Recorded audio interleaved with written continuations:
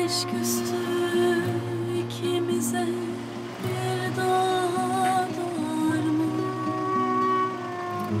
Kokun kaldı bedenimden daha çıkar mı?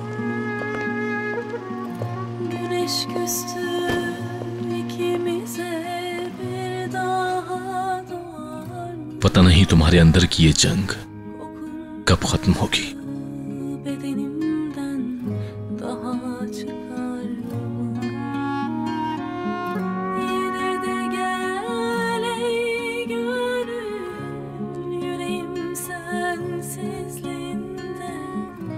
Söküp atamam seni sevdan derin.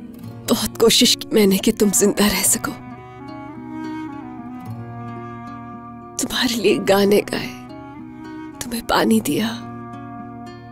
Sen de gidersen तुमसे मोहब्बत की, geçer geceler. फिर भी मैं तुम में जिंदगी नहीं ला पाई, Seni böyle sevmem.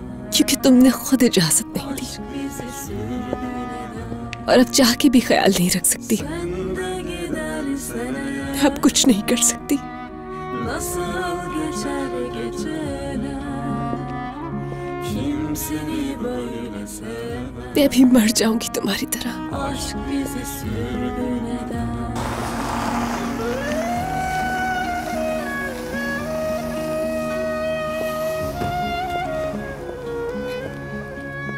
मीरान, मेरे भाई, मुझसे कुछ मत कहना प्लीज, कुछ भी मत कहना मुझसे। Gecenin karanlığı aydınlığa döner mi?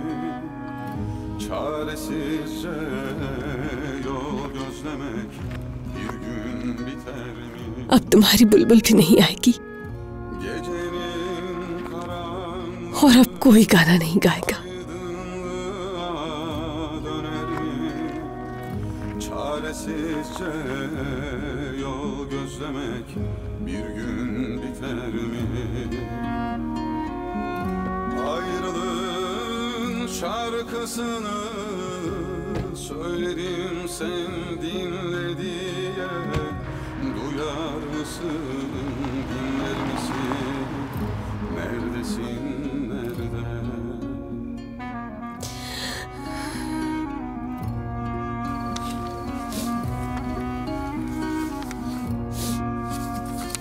Sen de gidersen nasıl geçer geceler. Kim seni böyle sever. Aşk bizi sürgün eder. Sen de gidersen nasıl geçer geceler. Kim seni böyle sever. Aşk bizi sürgün eder.